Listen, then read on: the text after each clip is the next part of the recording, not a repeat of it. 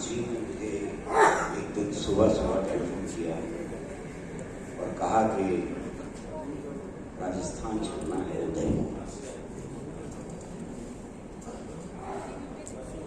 मैंने मकसद पूछे बिना ही हाँ कह दिया था, ये कहते हुए कि किसी और प्रोग्राम के साथ अगर क्लैश नहीं होगा तो मैं आपके साथ जरूर चलूंगा। कुछ दोस्तों को मना नहीं किया जा सकता और उसकी ये वजह है कि उनको भी इस मुल्क से उतनी मोहब्बत है जितनी आपको है। इस यकीन पे हाँ कह देना जरूरी है। मैं ये समझता हूं कि सद्भाव के लिए, अमन के लिए, चैन के लिए, शांति के लिए इस मुल्क के किसी भी कोने में कहीं भी कोई मीटिंग की जा रही हो, कोई यात्रा निकाली जा रही हो, कोई सिर्फ एक लेख लिख रहा हो, तो मैं उसे अपने ऊपर एहसान मानता हूं। दोस्तों, सुबह से आप लोगों ने बहुत सारे लोगों को सुना और तो एक बार आपको खुदाई खिदमतगार होने का सबूत भी दे दिया कि खाने के बाद जगा दिया सबको उन्होंने। लेकिन उसके साथ ये बात भी बहुत इम्पोर्टेंट है कि हमको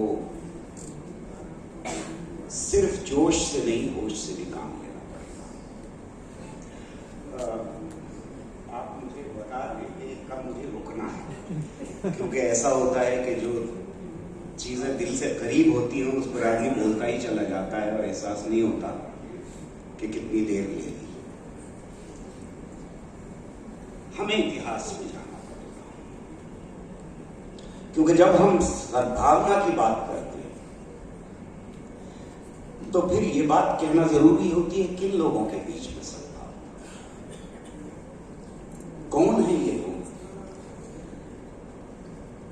जिनके बारे में हमारे कॉन्स्टिट्यूशन में लिखा है we the people of India, हम भारत के लोग। ये कौन है? बड़े सरसरी तौर पे देखें तो आप हैं, मैं हूं, यहां जो बैठे हुए लोग हैं, ये सब हम सब लोग हैं। खत्म हो गई बात। इसमें कुछ उधेड़-बुन करने की जरूरत ही नहीं। लेकिन तसव्वुर कीजिए, इमेजिन कीजिए कि एक ऐसा खित्ता है जहां एक समाज है जिस समाज के अंदर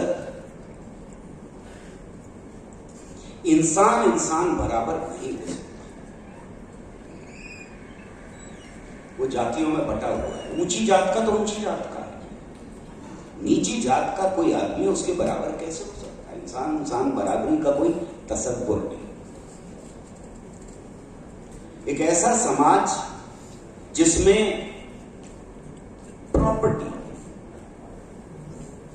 सबकी हो ही नहीं सकती।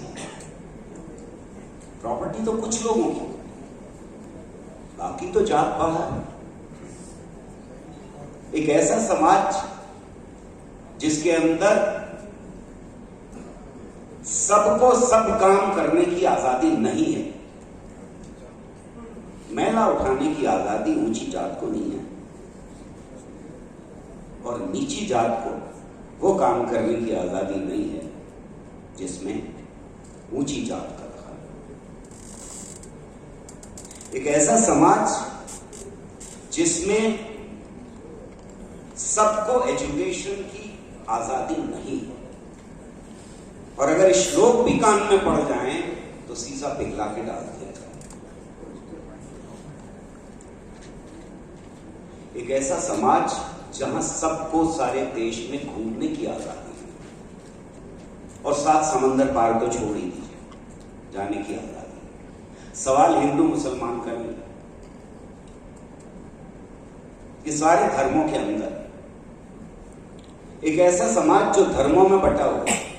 एक ऐसा समाज जिसमें खान पान साउथ इंडिया और नॉर्थ इंडिया में कोई मेल ही नहीं खाता, कपड़े मेल नहीं खाते, जबान मेल नहीं खाता। मैं आपसे यकीनन ये बात कह सकता हूं यहां पर कि जो लोग नॉर्थ इंडिया से यहां आए हैं, राजस्थान के हैं, उन्हें एक लफ्ज भी तामिल का नहीं आता होगा, वो एक दूसरे से हेलो हाय भी नहीं कह सकते। एक ऐसा बटा हुआ समाज है, और वो जब अपना कॉन्स्टिट्यूशन लिखता है तो बराबरी की बात करता है। ये चमत्कार एक ऐसा समाज जहां औरत मर्द बराबर नहीं है, वो औरत मर्द को बराबर है। ये चमत्कार, ये चमत्कार कैसे? ये चमत्कार ऐसे हुआ कि इस समाज के अंदर अंग्रेजों की सत्ता के खिलाफ लड़ाई में हमको बांधना चाहिए। 1857 में जब हार हुई तो ये यकीन हुआ कि हम सबक सीखें इससे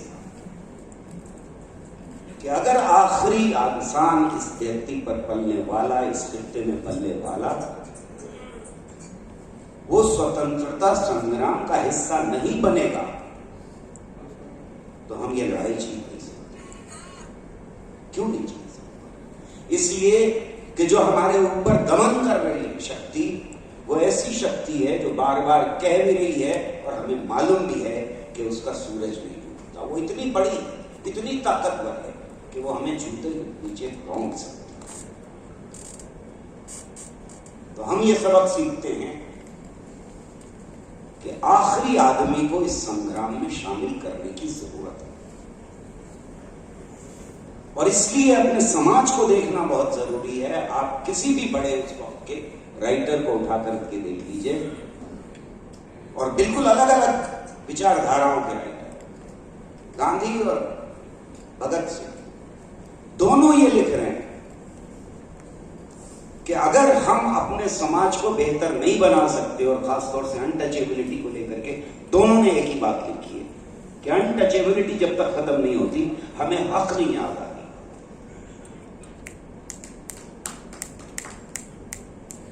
एक हिंसा में यकीन रखते हैं, दूसरे नहीं, पर अंदर बदलाव जरूरी है, और इस बदलाव को धीरे धीरे तराशने की जरूरत है। कोई एक दिन में नहीं हो गया। 90 साल से ज्यादा ये संग्राम चलता रहा है, और ये मूर्त हमने, जिसे हम हिंदुस्तानी होना कहते हैं, हमने तराशी। हमने ये मूर्ति खड़ी की है जिसको आज हम कहते हैं we the people of India, हम भारत के। ये मूर्त तराशने के लिए बहुत कुर्बानियां हैं। हम सब उन कुर्बानियों पे फख्र कर सकते हैं, करते हैं, पर ये मूर्त इतनी बड़ी होनी चाहिए थी कि जो अदर था, जिसके खिलाफ ये संग्राम था, उसके सामने खड़े। पर क्या और पहचानें जो थी वो खत्म हो गई? नहीं, हिंदू होने की पहचान रह गई, मुसलमान होने की पहचान रह गई, सिख होने की पहचान रह गई, साउथ इंडियन, नॉर्थ इंडियन होने की पहचान रह गई। ये पहचान जो थी, इसका कद सबसे ऊंचा था। मैं पाकिस्तान में बोलने के लिए गया, और वहां मैंने यही बात कही थी जिस पर बहुत सारे दोस्त खफा थे वहां पर, कि पाकिस्तान की पहचान बौना कद पहचान कही जाए मेरे पास, क्योंकि वो मुल्क क्रिएट किया गया था हिंदुओं के दमन के खिलाफ, इसलिए वो बौना कद पहचान थी और आज भी है। मैं पाकिस्तान को बुरा मुल्क नहीं कहता, इसके बावजूद कि वहां की जितनी भी सरकारें हैं सब असभ्य सरकारें हैं। वहां के लोगों ने जितनी मोहब्बत दी वो कमाल की थी। शायद हम उतनी मोहब्बत नहीं दे पाते अगर कोई पाकिस्तानी यहाँ आता है, पर वहां की सरकारें असभ्य सरकार थी, और इसकी वजह ये थी कि उसका गठन ही पौनागत आइडेंटिटी के ऊपर। हमारी पहचान जाइगेंटिक थी, बड़ी ऊंची, इंपीरियलिज्म के खिलाफ खड़ी थी, और इसीलिए हम नाम के लीडर थे। इस पहचान के लिए जो गारा इस्तेमाल किया गया उसमें क्या क्या शामिल था, उस पर नजर डालना बहुत जरूरी है। इंसान बराबरी थी, औरत मर्द की बराबरी थी, सबके लिए काम था, सबके लिए शिक्षा थी, सबको प्रॉपर्टी का राइट था, और इन सबसे ऊपर था साइंटिफिक टेम्पर, वैज्ञानिक नजरिया। आने वाले देश का गठन हम वैज्ञानिक नजरिए के ऊपर करें।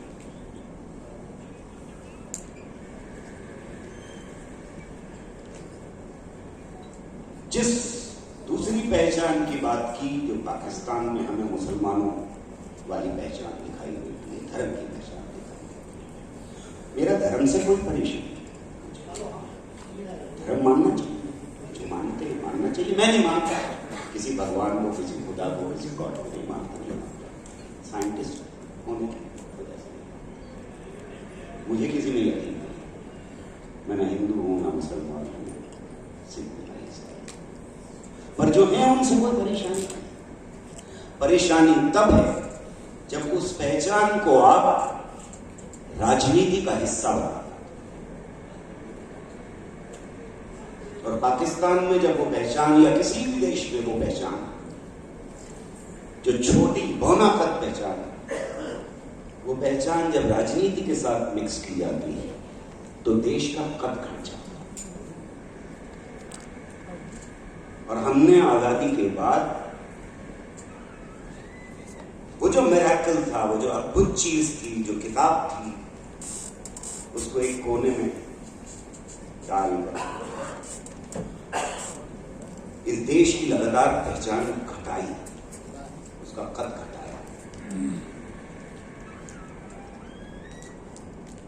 दोस्तों, एक बात और कहना चाहूंगा आपसे, जिस तक मैं पहुंचने की कोशिश कर रहा हूं।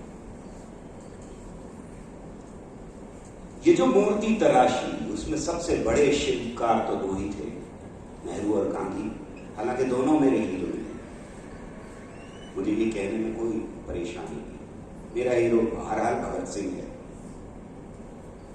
लेकिन इसमें कोई शक नहीं कि ये दोनों बहुत बड़े शिल्पकार। इनका कंट्रीब्यूशन सबसे ज्यादा है इस देश की इस पहचान की मूर्त को खड़े करने।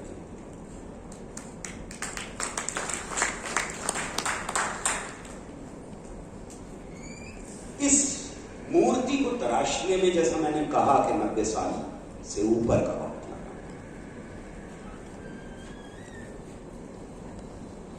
अगर आप से कोई ये कहे कि भगत सिंह हो या चंद्रशेखर आजाद हो या बिस्मिल हो, उन्होंने अपनी जान दी, फांसी लगी, कुछ को मार दिया गया, खत्म किए, तो उनको ये यकीन था कि अगले दिन फांसी के देश आजाद हो जाएगा, ऐसा कोई यकीन नहीं था। तो फिर आप मुझे कहेंगे कि पागल हो, इस तरह की बात कर रहे हो, वो तो देश के लिए लड़ रहे थे।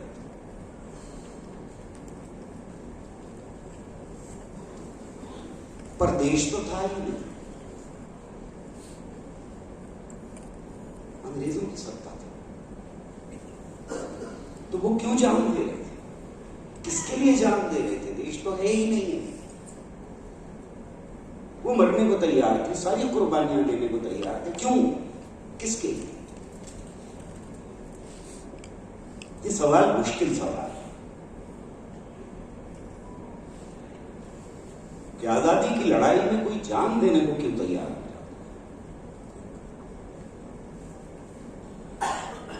और जब मैंने बहुत तलाश करने की कोशिश की इसका जवाब, तो मुझे यही जवाब मिला कि देश था, ख्वाबों में था, आइडिया में था। और ये धीरे धीरे जो मूर्ति तराशी जा रही थी, उसमें एक ऐसा देश था जिसमें सब बराबर होंगे, हर हाथ को काम मिलेगा, हर बच्चे की एजुकेशन मिलेगी, हर एक के पास हक होंगे जो इंसानियत के हक कहलाते हैं। ये ख्वाबों में हिंदुस्तान था, और इस ख्वाबों के हिंदुस्तान के लिए इस देश के लाखों करोड़ों लोग अपनी जान कुर्बान करने को तैयार। अब मैं वो करने जा रहा हूं जो नहीं करना चाहिए। आपसे ये कहने जा रहा हूं, पूछने जा रहा हूं कि आप में से कितने लोग मेरी बात से सहमत हैं? प्लीज हाथ उठाइए।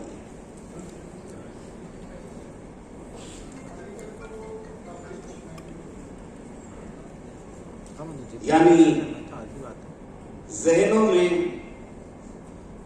जो देश था, उसके लिए इस देश का नौजवान, बूढ़ा, औरत, मर्द हर कुर्बानी देने को तैयार है। तो एक और बात से सहमत होना पड़ेगा आपको, वो ये कि देश बनते हैं दिमागों में,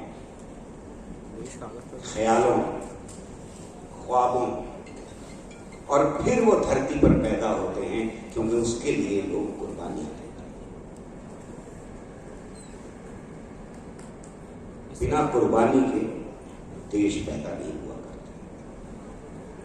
90 साल तक लगातार कुर्बानियों के बाद ये देश पैदा हुआ। मेरी इस बात से आप में से कितने सहमत है? एक बार फिर सभी। मैं जीत गया।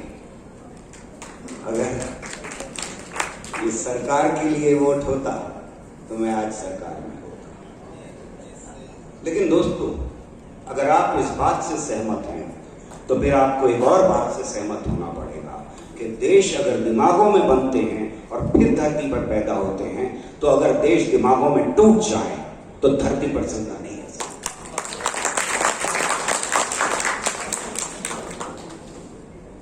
पिछले 70 साल की सारी लड़ाई इस बात की है, और 2014 के बाद इस लड़ाई में नया दौर शुरू हुआ। जहनों में इस देश को तोड़ने की लगातार कोशिश की जा रही है। 2014 के बाद ये जो नया मोड़ आया है, इसमें वो सारी वैल्यूज जिनकी मैंने बात की, जो हमारे कॉन्स्टिट्यूशन का हिस्सा है, हमारे अस्तित्व का हिस्सा है, हमारे हिंदुस्तानी होने की पहचान का हिस्सा है, सेक्युलरिज्म का हिस्सा है, इनमें से हर एक के ऊपर हमला हुआ, और हमला तेजी से, और उसमें सरकार शामिल।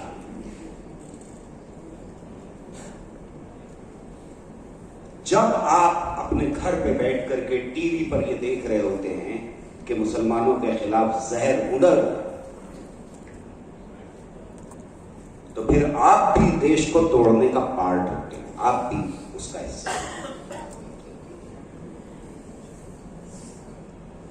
जब अपने ड्राइंग रूम में आप ये कह रहे होते कि हाँ ठीक है, वो नीची जात के जो लोग होते हैं वो तो होते ही करप्ट है, और मैं जानता हूं कि मेरे ऑफिस के अंदर जो नीची जात वाले कोटा से आए हैं वो करप्ट लोग हैं, तो आप देश को तोड़ रहे होते हैं।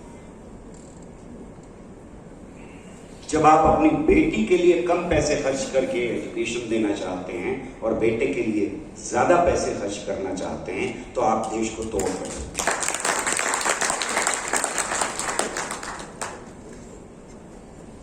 जब आप सड़क पे लिंचिंग हो रही हो और मुंह फेर के चले जाते हैं कि हाँ ठीक है, मुसलमान तो होते ही ऐसे, हिंदू तो होते ही ऐसे, और सिख तो ज्यादातर खालिस्तानी है, तो आप इस देश को तोड़ रहे होते हैं। और ये जुर्म हम में से ज्यादातर ने कभी ना कभी किया है, सीधे ना किया हो तो खामोश करके किया।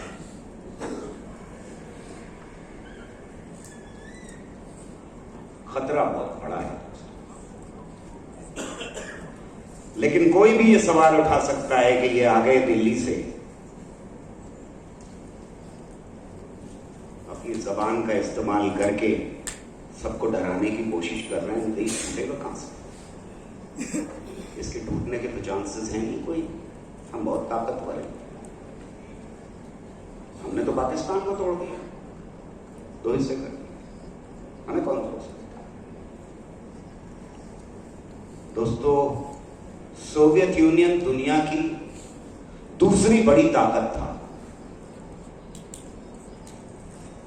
और उसके टूटने से 6 महीने पहले कोई यह दावा नहीं कर सकता था कि यह टूट जाएगा, कोई यह भविष्यवाणी नहीं कर सकता था कि यह टूट जाएगा। और कोई एक देश नहीं टूटा उसके बाद, बोस्निया से लेकर लंबी लिस्ट है। तो सवाल यह नहीं है कि कहां से टूटेगा, कैसे टूटेगा। फॉल्ट लाइंस हैं और इन फॉल्ट लाइन का आपको और मुझे अंदाजा हो या ना हो, आरएसएस, भाजपा, बजरंग दल वगैरह को मालूम है ये फॉल्ट लाइन, और वो इनमें से हर फॉल्ट लाइन का इस्तेमाल कर इस देश को तोड़ने के। हम धर्म के नाम के ऊपर कभी कभी आंखें बंद कर लेते हैं। यार धर्म की बात है, हम कैसे जवाब दें? धर्म का नाम लेकर के वो आपको और मुझे डिफेंसिव पे डाल देते हैं। हम डर जाते हैं कि अगर कहीं हमने जवाब दिया तो धर्म और आस्था के ऊपर चोट लग जाएगी, और कभी कभी परेशान हो जाते हैं कि जवाब क्या दें, इतनी जहालत की बात का क्या जवाब दें। एक तरफ नेहरू है जो 33% लिटरेसी वाले देश में साइंटिफिक टेम्पर की बात कर रहे हैं, और दूसरी तरफ मोदी है जो 70% लिटरेसी वाले देश में कह रहे हैं कि नाले की गैस से चाय बनाई जा सकती है।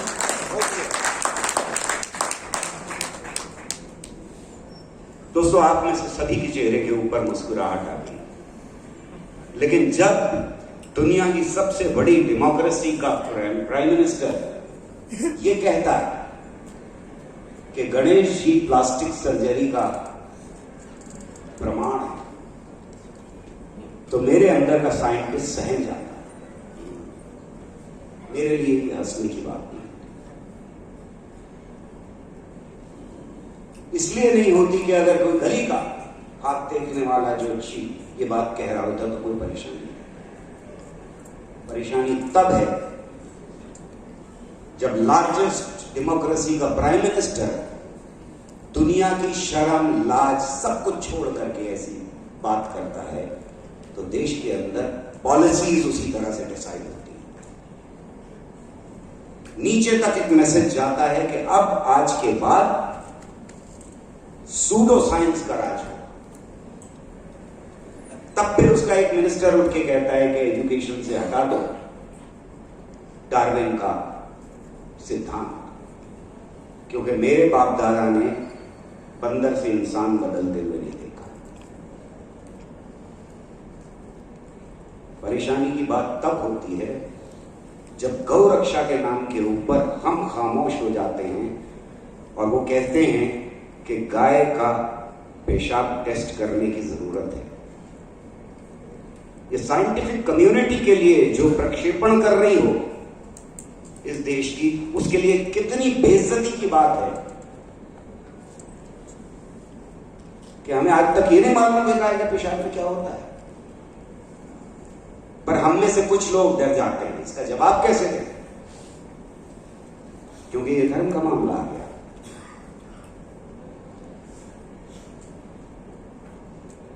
डिफेंसिव 4 वोट शायद कम हो जाएंगे, तो हम कहते हैं छोड़ो, बोलने दो। और जब एक जज ये कहता है कि मोर का प्रजनन आंसुओं से होता है, तो हम खामोश हो जाते। इनमें से हर एक चीज हमला है साइंस एंड टेक्नोलॉजी के ऊपर, सोच के ऊपर और सवाल उठाने की ताकत के ऊपर, जिसकी बात नेहरू कह रहे थे। नेहरू साइंटिफिक साइंटिफिक टेम्पर को डिफाइन कर रहे थे कि scientific temper is temper of a free man, यानी आजाद हो ही नहीं सकता इंसान जब तक उसके अंदर साइंटिफिक टेम्पर नहीं है, और अगर साइंटिफिक टेम्पर ना हो तो आजाद नहीं, और आजाद हो तो साइंटिफिक टेम्पर होना जरूरी है। वो कह रहे थे कि पुरानी मान्यताओं को छोड़ने की ताकत, हिम्मत साइंटिफिक टेम्पर, ये इसके ऊपर हमला है। और तब department of science and technology संजीवनी बूटी के लिए प्रोजेक्ट्स देना शुरू करती है। 5 गव्य के ऊपर IITs में रिसर्च शुरू की। कहां से कहां का सफर कर लिया हमने, और कितना कद घटाएंगे हम अपनी एकता का। हम कौमी यकजहती का कद घटाते घटाते यहां पहुंच गए, और इसके लिए लड़ाई आसान नहीं। इसके खिलाफ लड़ाई बिल्कुल आसान नहीं होगी, क्योंकि मीडिया खरीदा जा चुका, जुडिशरी खरीदी जा चुकी है। हमें कल ही पता है 40 लाख रिश्वत पकड़े जाने पर किस तरह से जुडिशरी ने उस आदमी को छोड़ दिया। और सिर्फ छोड़ा ही नहीं गया, एक तरफ प्रधानमंत्री जब ये कहते हैं कि नाले की चाय से गैस, उससे गैस से चाय बन सकती है, या बच्चों से ये कहते हैं कि कोई ग्लोबल वार्मिंग नहीं हो रही है, जब बूढ़े हो जाते हैं लोग तो सर्दी लगने लगती है, गर्मी ज्यादा लगने लगती है। जब इनके ऊपर ताली बजाई जाती है ऑडियंस में, वो है भयानक चीज, यानी एक्सेप्टेंस है एक समाज के लिए। इसके खिलाफ जब तक हम नहीं खड़े होंगे, ईद मिलन, होली मिलन बहुत खूबसूरत हैं पर काफी नहीं।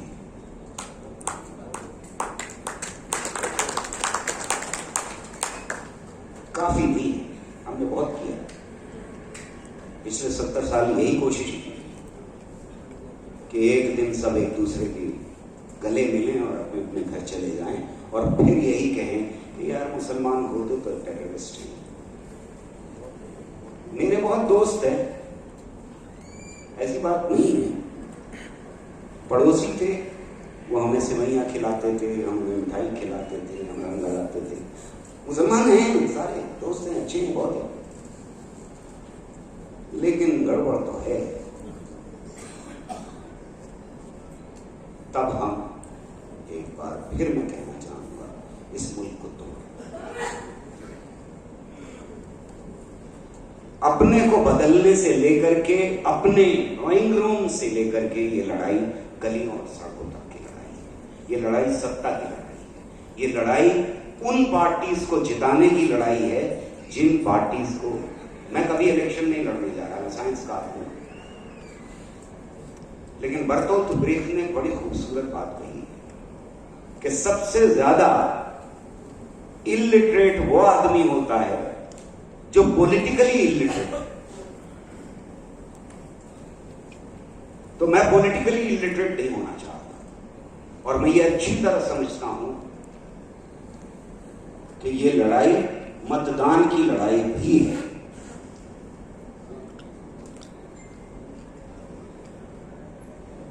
ड्राइंग रूम से लेकर के मतदान पेटी तक हमको अगर साइंटिफिक टेम्पर के साथ खड़ा होना है, अमन, चैन, शांति, भाईचारे के साथ खड़ा होना है, इस देश की उस भव्य मूर्ति को जो हमें हिंदुस्तानी होने की पहचान देती है, बचाना है, तो फिर ये लड़ाई हर मोड़ के ऊपर लड़नी पड़ेगी। हम ये नहीं कह सकते कि हमारे वाले कैंडिडेट को कांग्रेस वोट नहीं दे रही है, इसलिए हम किसी और को जाकर के बोलते तो ये चाहे बीजेपी जीते, हमें सबक सिखाना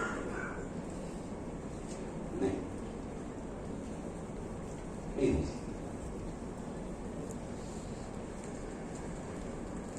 राजस्थान की सरकार को बीजेपी और आरएसएस की सरकार के मुकाबले में बचाना आपकी और मेरी जिम्मेदारी इसलिए है कि हमें इस देश की चिंता है, हमें अगली नस्लों की चिंता है, ताकि हम उनको वही मूर्ति दे करके जा सके जिसका वादा हमारा कॉन्स्टिट्यूशन करता है।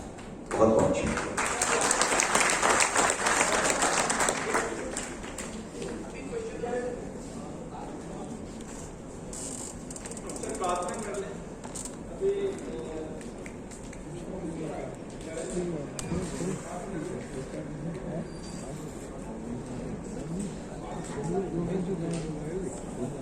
डॉक्टर नरेंद्र जी गुप्ता, अभी साइंटिस्ट गौर रजत साहब ने अपनी बात रखी, अब दूसरे साइंटिस्ट डॉक्टर हैं, डॉक्टर नरेंद्र जी गुप्ता चित्तौड़ से हमारे साथी हैं, लंबे समय से संघर्षशील साथी रहे।